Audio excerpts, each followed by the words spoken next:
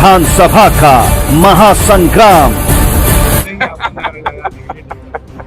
कि वर्षों तक वन में घूम घूम बाधा विघ्नों को चूम चूम सह धूप घाम पानी पत्थर पांडव आए कुछ और निखर सौभाग्य न निश दिन सोता है देखें आगे क्या होता है।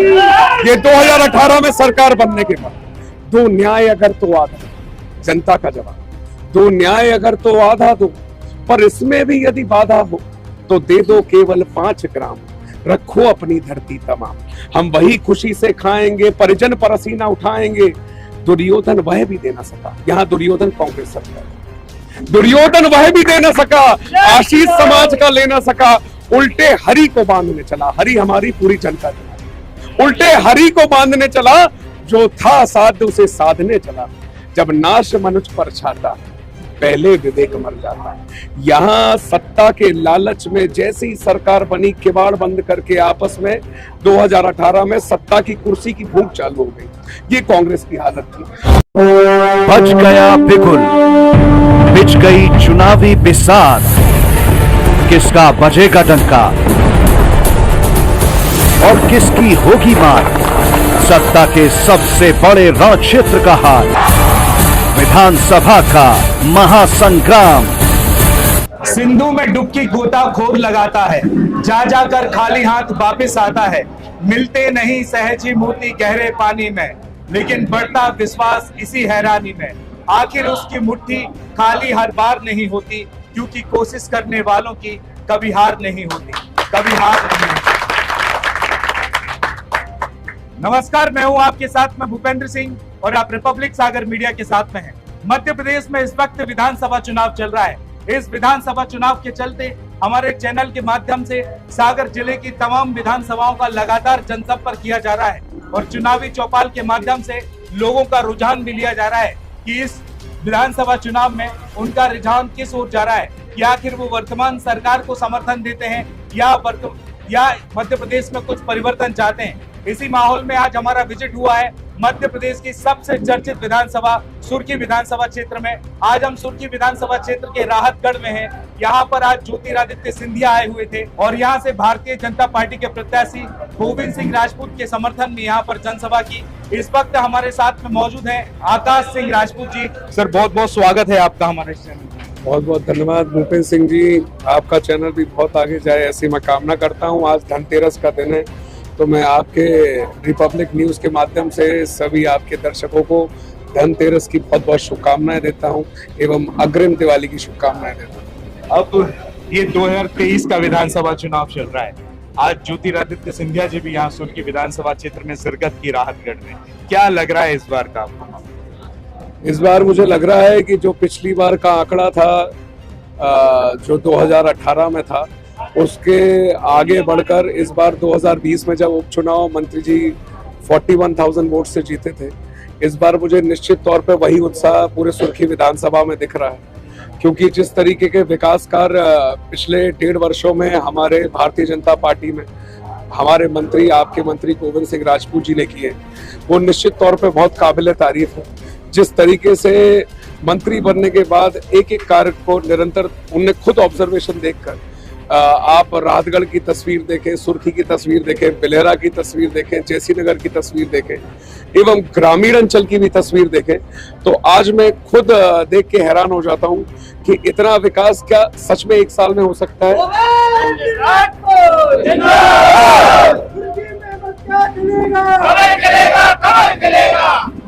हम बात करें जो सुर्खी विधानसभा, कई लोगों के मन में ये सवाल उठ रहा है, जब 2018 में कांग्रेस की सरकार बनी थी और 15 महीने बाद ये सरकार गिर गई, सिंधिया जी के साथ में गोविंद सिंह जी भी कांग्रेस छोड़कर भारतीय जनता पार्टी में आ गए। आखिर ऐसी क्या मजबूरी रही कि उनको कैबिनेट मंत्री का पद भी छोड़ना पड़ा और इस्तीफा भी देना पड़ा? देखिए, हकीकत ये है कि 2018 में जब कांग्रेस की सरकार बनी और जिन वादों के साथ कांग्रेस सरकार अपने आप को जनता के सामने साबित कर पाई थी, जो सबसे बड़ा चेहरा जो कांग्रेस को जिसकी वजह से लोगों ने भरोसा किया और सरकार बनाई, वो थे ज्योतिरादित्य सिंधिया जी, जिनको राजनीतिक फेस दिखाकर, कांग्रेस का चेहरा दिखाकर आगे दिखाया। और जैसे ही 2018 में सरकार बन गई, जो कांग्रेस ने वादे किए थे, सबसे पहले था जो हमारे किसान भाई बंधुओं को वादा किया था किसान कर्जा माफी का। जो कि कर्जा माफी का सपना ऐसा दिखाया गया, जिसकी एक लहर चली किसानों में भी कि अब हमारा कर्जा माफ होगा। और जब 2018 की सरकार बनी, उसके बाद उन्होंने कहा था कि युवाओं के लिए बेरोजगारी भत्ता के रूप में 3,000 रुपए देंगे। तो ऐसे सपने दिखाए गए जिनको हकीकत में बदलने में निश्चित तौर पे थोड़ी समस्याएं होती, और हम सबको लगा एक आम जनता के रूप में, यूथ के रूप में, दैट क्या पता ऐसा हो जाए। कांग्रेस बड़े दिनों बाद अपने आप को जुटा पाई थी और आगे आ रही थी 2018 में, बट निश्चित तौर पे मैंने ये देखा है जो कांग्रेस कहती है वो कर नहीं पाती, क्योंकि सबसे पहले इनकी जो 80 साल पुरानी मानसिकता है, जो विचारधारा है, सरकार बनी मध्य प्रदेश में, कांग्रेस की सरकार बनी, 25 साल बाद बनी, लोगों के विश्वास से बनी, लोगों की आस थी कि कुछ करेगी। जब देखा कि 2018 के बाद जब इनकी सरकार बन गई, इन्होंने जनता के आशीर्वाद से गोविंद सिंह राजपूत जी मंत्री भी बने, तो एक उत्साह भी लोगों में था कि अब जाकर सुर्खी का 25 साल बाद कोई मंत्री हुआ है, तो अब विकास के कार्य होंगे। आपने अभी विकास के कार्य होंगे, लेकिन विकास के कार्य क्या देखें, एक साल के अंतर्गत इतना परेशान होना पड़ा। आए दिन खेल मंत्री जी को फोन लगाए जाते थे। हमने राहतगढ़ स्टेडियम के लिए मांग करी, जयसीनगर स्टेडियम के लिए मांग करी, कुछ भी मांग रखी गई। कमलनाथ जी और दिग्विजय जी की एक मानसिकता थी कि हम जो भी है डेवलपमेंट यहाँ रोक के रखे थे। कुछ भी काम के लिए जाते थे वो काम रोक जाते थे, चाहे छोटे से छोटे काम हो, उसके लिए कभी भी एक हैंड नहीं मिला जिसकी वजह से हम सुर्खी में विकास कार्य कर सके। धीरे धीरे ऐसा हुआ कि एक वो नहीं होता, जब नाश मनुष्य पर छाता है पहले विवेक मर जाता है। और यही महाभारत का दृष्टांत जो है वही 2018 में इनके साथ हुआ कि कृष्ण की चेतावनी, जब कृष्ण चेतावनी गए, इसमें कृष्ण जनता है।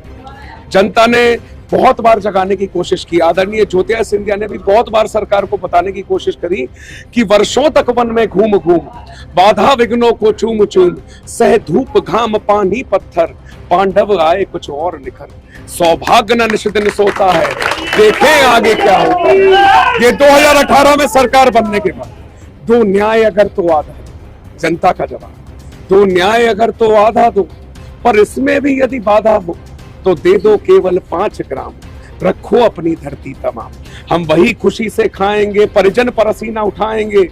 दुर्योधन वह भी दे ना सका, यहाँ दुर्योधन कांग्रेस सरकार, दुर्योधन वह भी दे ना सका, आशीष समाज का ले ना सका, उल्टे हरि को बांधने चला। हरि हमारी पूरी जनता चला, उल्टे हरि को बांधने चला, जो था साध्य उसे साधने चला। जब नाश मनुष्य पर छाता, पहले विवेक मर जाता है। यहाँ सत्ता के लालच में जैसी ही सरकार बनी, किवाड़ बंद करके आपस में 2018 में सत्ता की कुर्सी की भूख चालू हो गई। ये कांग्रेस की हालत थी। और इतनी फिर जनता त्रस्त थी, जो इतने विधायक थे जो कांग्रेस से त्रस्त हो गए थे, मंत्री में त्रस्त हो गए थे। आज की तारीख में आदमी सरपंच अगर एक बार बन जाता है तो वो दोबारा सरपंच बनने के लिए जमीन पर नहीं उतरता और सरपंच का पद नहीं त्यागता।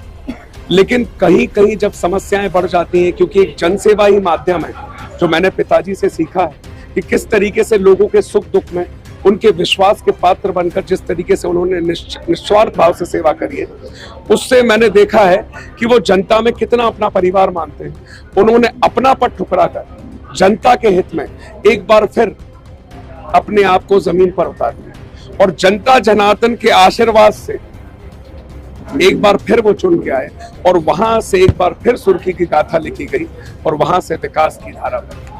बहुत बड़ा एग्जाम्पल सेट किया आपने श्रीमद् भगवत गीता से।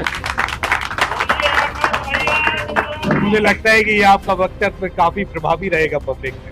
अब मैं दूसरी बात आपसे कर रहा हूँ। अभी जो सिंधिया जी यहाँ पर आए थे, काफी फिल्मी अंदाज से उन्होंने स्टेटमेंट दिए। आप भी बॉलीवुड में रहे हैं तो आपने भी अंदाजा तो लगा लिया होगा। अब मैं जो जानना चाहता हूं कि 2018 में जब कांग्रेस ने सरकार बनाई तो किसान के कर्ज के मुद्दे को लेकर बनाई, लेकिन उन्होंने भरी सभा में सिंधिया जी ने स्टेटमेंट दिया कि कांग्रेस ने सरकार बनने के बाद फर्जी प्रमाण पत्र इशू किए कर्ज माफी के किसानों की। इसमें कितनी सच्चाई है? 100% सच्चाई है, क्योंकि मेरे पास एक आदमी भी पूरी विधानसभा में, पूरे सागर संभाग में नहीं आया जिसने कहा है कि वाकई में हमारा कर्जा माफ हुआ। अगर होना ही होता तो कम से कम उनका हो जाता जो सक्षम थे, उनका हो जाता जो बिल्कुल गरीब थे। उसमें से एक भी तबके का आदमी नहीं मिला। कर्जा माफ की बात केवल एक घोषणा थी, एक मुंगेरी लाल का हसीन सपना था जो देखा गया सत्ता के लालच में। सत्ता अब नहीं बनने वाली। आदमी, इंसान का भरोसा एक बार टूटता है, दोबारा उस सरकार पे भरोसा नहीं करेगा। जिस तरीके से कांग्रेस ने जो धोखे से छल किए, वो छल कपट और जो उनका लालच है, वो उनका लोभ है, उसकी वजह से आज हमारा यूथ जो है उनसे हाथ खड़े कर चुका है। क्योंकि जो चेहरा यूथ के माध्यम से आज कांग्रेस के पास था, वो खुद माननीय ज्योतिरादित्य सिंधिया जी वो बीजेपी में शामिल हो गए। बीजेपी में हमारे आदरणीय शिवराज सिंह चौहान जी के साथ, ज्योतिरादित्य सिंधिया जी के साथ और प्रधानमंत्री जी नरेंद्र मोदी जी के साथ ये डबल इंजन मध्य प्रदेश में और एक इंजन ऊपर तो ट्रिपल इंजन की सरकार से जिस तरीके से विकास की धारा हो रही है सुर्खी में, उससे मुझे लगता है कि यहाँ का युवा बहुत संतुष्ट है और इस बार अपना पूरा मूड बना चुका है कि गोविंद सिंह राजपूत जी को हम एक बार फिर विश्वास मत देकर भारतीय जनता पार्टी से पूर्ण बहुमत देकर विजय बनाएंगे। आपने यूथ एम्पावरमेंट की बात की, तो उसी में मैं प्रश्न पूछना चाहूंगा कि देश या प्रदेश में जब भी चुनाव होते हैं तो 3 मुद्दों को लेकर होते हैं, विकास, महंगाई और रोजगार। अभी हम विकास और महंगाई को किनारे करते हैं, हम रोजगार के मुद्दे पर बात करते हैं। तो आपको क्या लगता है कि जो भारतीय जनता पार्टी की इस बार की नीति है, अगर सुर्खी विधानसभा क्षेत्र में अगर गोविंद सिंह राजपूत को यहाँ पर पुनः विजय बनाता है और फिर से सेवा का मौका देता है, तो रोजगार के मुद्दों पर क्या काम किया? देखिए भूपेंद्र सिंह जी, मैं हकीकत को जमीन पे लाने का विश्वास दिलाता हूँ और केवल घोषणाएं करना, भाषण देना मेरा ये एक मकसद नहीं, सिर्फ हंगामा खड़ा करना मेरा मकसद नहीं। मेरी कोशिश है कि ये सूरत बदलनी चाहिए, मेरे सीने में ना सही तेरे दिल में सही हो कहीं भी, मगर ये आग जलनी चाहिए। उसी आग को लेकर आज मैं युवाओं को ये भी जागृत करता हूँ कि आज हमारे मंत्री जी ने मुख्यमंत्री जी से 2 सीएम राइस स्कूल यहाँ पर बनवाए। सीएम राइस सबसे पहले एक रोजगार का विषय जो आजकल के हमारे युवाओं में है, शिक्षा का विषय सबसे पहले आता है। अगर शिक्षा अच्छी होगी, आप लिटरेट हैं, मैं लिटरेट हूं, तभी आज हम अपनी नौकरी देने के लिए, इंटरव्यू देने के लिए जा सकते हैं। सबसे पहले आदमी को सक्षम बनाने के लिए हमारे मुख्यमंत्री जी ने, हमारे प्रधानमंत्री जी ने स्किल डेवलपमेंट जैसी योजनाएं चालू करी। मुख्यमंत्री जी ने सीखो कमाओ योजना चालू की। हमने खुद स्वयं रोजगार के लिए यहाँ पर 3 रोजगार मेले लगाए, सुर्खी में, जैसी नगर में, राहतगढ़, जिसमें हमने पूरे भारत से 20 कंपनियां लेकर आए और वो रोजगार का मेला यहाँ लगा। उस मेले में करीबन 10,000 लोग थे, जिसमें 3-4 हजारों का यहाँ से रोजगार, यहाँ से वो लोग रोजगार पाकर आज वो गुजरात में है, राजस्थान में है, बैंगलोर में है, दिल्ली में है और वो खुद सक्षमता के साथ उसमें आगे बढ़ रहे हैं। और सबसे अच्छी बात यह है कि अगर रोजगार के लिए युवा ने एक सोच रख ली कि हम नौकरी करना चाहते हैं, लेकिन अपने शहर से खुद जागरूक होकर हमें वो तजुर्बा बाहर लेना पड़ेगा। आज मैं कलाकार बनना चाहता था, मैंने खुद अपने आप को सक्षम बनाने के लिए बाहर कोशिश की, बाहर ट्रायल लिया। जब आप मैदान के बाहर खेलते हैं तो आपको कठिनाइयों का पता चलता है, तब वो आपको और मजबूत बनाता है। और इसी के साथ मैं हर युवा से ये भी निवेदन करता हूं कि रोजगार के अवसर आगे जिस तरीके से सुर्खी विधानसभा का है, क्योंकि ये एग्रीकल्चर रूटेड ग्राउंड है और एग्रीकल्चर मेन ग्राउंड होने के नाते हमें रॉ मटेरियल जो मैक्सिमाइज होता है यहाँ पर, उसी हिसाब का रोजगार खोजना पड़ेगा। अब ऐसा तो है नहीं कि हम यहाँ पर स्टील इंडस्ट्री खोल लें, क्योंकि स्टील यहाँ पे होता नहीं। स्टील झारखंड में होता है, स्टील छत्तीसगढ़ में होता है, कोयला यहाँ नहीं होता। कोयला कहाँ होता है? कोयला भी झारखंड में होता है, रांची में होता है। तो उसी हिसाब का हमें रोजगार देना पड़ेगा। अगर हमारा शिक्षा लिटरेट है, अगर ज्यादा लिटरेट लोग हैं, तो वो इंदौर सेंट्रलाइज हो जाते हैं, वहां पे मल्टीनेशनल कंपनीज आती है। मल्टीनेशनल कंपनी सुर्खी कैसे आएंगी? और सुर्खी रहेंगी तो क्या पता वाकई में उनको वो लोग मिलेंगे। सबसे पहले मैं लोगों को बोलता हूं कि सक्षम बनो, सक्षमता ऐसी रखो कि सामने वाला आपको जॉब देने के लिए खुद तैयार है। काबिल बनो, कामयाबी खुद तुम्हारे पास आएगी। उसी हिसाब से मैं आदमी से यही गुजारिश करता हूं कि रोजगार मेले में आगे भी लगाने को तैयार है। जिस तरीके से आज हमारे सुर्खी विधानसभा में रोजगार मेले लग रहे हैं, सीएम राइस स्कूल चल रहे हैं, 2 मल्टीनेशनल कॉलेज खुलने वाले हैं, आगे जाके भी ऐसे और अवसर हमारे सुर्खी विधानसभा को मिलने वाले हैं। लेकिन वो तब मुमकिन हो पाएंगे जब हम अपने मंत्री को स्टेबलाइज रखें, एक यूथ का विश्वास रहे, एक जनमत के साथ लोग फिर विश्वास करें, ताकि जो रोजगार is equal to the education, education will bring the employment itself. तो ये तीनों आपस में कनेक्टेड है। जब हम लोगों को ये पता चल गया कि केवल डिग्री से सब कुछ नहीं होता, क्योंकि आजकल बहुत लोग डिग्रीज लेके घूम रहे हैं, लेकिन जब उनको मैदान पे उतारा जाए तो हमने देखा है कि कोई ना कोई परेशानी देखते हैं। वो डिग्री या तो उतने सक्षम लायक नहीं होते, क्योंकि आज का एजुकेशन सिस्टम को भी थोड़ा सा सुधारने की जरूरत है। मुझे लगता है कि थोड़ा सा प्रयासों के साथ धीरे धीरे हम एजुकेशन में कंपल्शन लाएंगे और फिर रोजगार की बातें और अच्छे से हो पाएंगी। आप भी यहाँ हैं, मैं भी यहाँ हूँ, हम मिलकर आगे काम करेंगे और निश्चित तौर पे सागर पूरे लोकसभा का आगे की तस्वीर बदलने का कोशिश करेंगे। मैं आपकी सभी बातों पर एग्री करता हूँ, लेकिन मैं एक चीज और कहना चाहता हूँ। आपने सक्षमता पर बात की, आपने रोजगार मेले के मुद्दे को लेकर बात की। 20 कंपनी आई और सुर्खी विधानसभा के कई युवा बाहर जाकर जॉब कर रहे हैं, लेकिन आज की यूथ की मेंटेलिटी भी बदल चुकी है। जैसे कि मान के चलिए, मैं भी पीएसयू, मैंने भी टीसीएस में 11 साल काम किया है, बेंगलोर में रह के किया है, लेकिन मेरी मेंटेलिटी थी कि मैं अपना कुछ सेल्फ एम्प्लॉयमेंट डेवलप करूँ, स्टेबल करूँ। इसलिए मैं वहाँ से जॉब छोड़ के अपने क्षेत्र में आ गया और यहाँ पर मैंने कई जगह पे एजुकेशन पे भी काम किया, मीडिया पे भी काम कर रहा हूँ। तो कुल मिला के कुछ ना कुछ कर रहा हूँ स्टेबिलिटी के लिए। अगर रोजगार के मेले के माध्यम से बाहर की कंपनियों को बुलाकर यहाँ के लोग वहाँ जाएंगे तो एक बड़ा युवा, जो एक टैलेंटेड युवा है, क्रिएटिव लोग हैं, उनका पलायन धीरे धीरे यहाँ से चालू हो जाएगा। अगर युवा चाहें कि हम अपने क्षेत्र में लेके कुछ क्रिएटिव कर सकें, सक्षम की बात करें, बोलते नहीं है sir, sometimes we are able to qualify that, but we are not able to clear the process. सक्षम होने के बाद भी लोग वो प्रोसेस क्लियर नहीं कर पाते। तो उस प्रोसेस को स्टेबल करने के लिए क्या करें? उसके लिए मेरा ये अगले वर्ष से विचार है कि एक ऐसे सेल्फ एम्प्लॉयमेंट जिस तरीके की आप बात करते हैं, उसकी मुझे यहाँ पे कोचिंग चलानी पड़ेगी, क्लासेस चलानी पड़ेंगी, जिसके अंतर्गत लोगों को ये सिखाने की जरूरत है कि क्या चीजें वो कर सकते हैं। क्योंकि एक निश्चित मार्ग को दिखाने के लिए एक दिशा और दशा भी दिखानी पड़ती है। वो दिशा उन्हें दिखानी पड़ेगी, फिर उसी दशा में, जिस दशा में वो है, उसको सुधार कर वो आगे वाली दिशा तय कर लेंगे। तो ऐसी गोविंद क्लासेस का मेरा प्लान है कि आगे जाके हम हर मंडल में 3 महीने के लिए ऐसे सेल्फ एम्प्लॉयमेंट क्लासेस चलाएंगे। क्योंकि आजकल मोबाइल भी एक बहुत बड़ा माध्यम है जिसकी वजह से आप रोजगार कमा सकते हैं। हमारे यहाँ ऐसे इंस्टा स्टार्स हैं जो आगे बढ़ के आ रहे हैं, जो एडवर्टाइजमेंट वाया फेसबुक करते हैं, इंस्टाग्राम करते हैं और उसके भी अच्छे पैसे मिलते हैं। तो हमें सबसे पहले माध्यम सोचना पड़ेगा, सबके इंटरेस्ट डिवाइड करने पड़ेंगे, जिस चीज में वो माहिर है। अगर आप दुकान भी खोलना चाहते हैं तो आज आपको गवर्नमेंट उसके लिए लोन देने को तैयार है, वो भी विदाउट ब्याज। आप जितना भी लोन लें, आपको 2 करोड़ तक का लोन मिल सकता है। लेकिन क्या आप अपने आप को लोन लेने के लिए तैयार हैं? क्या वो आप लोन चुका लेंगे?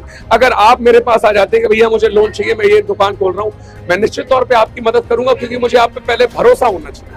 भरोसा वो चीज है जो बहुत बड़ी चीज होती है, और जब आपको अपने ऊपर विश्वास आ जाता है, अपने आप आपकी सेल्फ एम्प्लॉयमेंट वही दिशा और दशा में आगे इंप्रूव करता है। ये तो एम्प्लॉयमेंट, सेल्फ एम्प्लॉयमेंट और रोजगार की बात हो गई। अब थोड़ी राजनीति पे भी आ जाते हैं। 2018 के बाद में जब यहाँ पर उपचुनाव हुए थे, उपचुनाव में जब कांग्रेस ने प्रत्याशी चुना, आप सुनिएगा कि पारुल साहू को चुना गया, जो भारतीय जनता पार्टी से बगावत करके कांग्रेस में आई। तो उनसे गोविंद सिंह जी ने चुनाव लड़ा। अब जो 2023 का विधानसभा चुनाव है, फिर वही ट्रेडिशन अपनाया गया कि अब कांग्रेस ने फिर भारतीय जनता पार्टी से बगावत करके बुलाए, नीरज शर्मा को प्रत्याशी बना दिया। मैं क्या कह रहा हूँ, कांग्रेस की हालत एक समय वो हो जाएगी कि जिस तरीके से वो नहीं बोलते, एक थे अंग्रेज आए थे, लूट के चले गए, उसके बाद ये कांग्रेस वाले आए और कांग्रेस वालों ने देश को इतना लूटा, और जब जनता जागरूक हो गई, जनता जागरूक रूप में आई कि उनको लगा आज की डेट में आप कितना भी चाहें, युवाओं को नहीं भटका सकते, किसी आदमी को बेवकूफ नहीं बना जा सकते, क्योंकि टेक्निकली हर एक आदमी इंप्रूव कर चुका है। हर एक आदमी के पास आज स्मार्टफोन के जरिए उसे पता रहता है कि देश हित में कौन चल रहा है, कौन हमारे देश के लिए वाकई कुछ करना चाहता है। आज भारतीय जनता पार्टी की रीति और नीति जो कहती है वो करके दिखाती है। कांग्रेस की केवल विचारधारा है कि सरकार बन जाए, बस किसी भी तरह सत्ता आनी चाहिए, उसके बाद हमें नहीं पता क्या विकास है। लेकिन आज जो प्रोपेगेंडा है, जो आगे के प्लान्स भारतीय जनता पार्टी, उस पर आप अगर गौर करेंगे तो उन्हें पता है कि किस तरीके से एक समय पे नरेंद्र मोदी जी ने सपना देखा था कि हम युवाओं के लिए, किसानों के लिए जनहित में उनके खाते में पैसा रख डालेंगे। तब मुझे भी आज से 6 साल पहले का ये संकल्प था, जब उन्होंने सबको अकाउंट खोलने बोला था, और वो अकाउंट खोलने का हमें लगता था कि ये पैसे कैसे डालेंगे, क्योंकि कांग्रेस का भी कहना है कि हम अगर 15,000 भेजते हैं तो 15 पैसे जनता तक पहुंच पाते थे। और उसी के साथ आदरणीय नरेंद्र मोदी जी ने ये मॉडल तैयार किया, जिससे डायरेक्ट एक गरीब तबके के आदमी, एक किसान को, एक युवा को, कोई भी किसान युवा हो, किसान महिला हो, किसान अपना मजदूर हो, उस भाई को मदद किस माध्यम से मिली? Direct account transfer.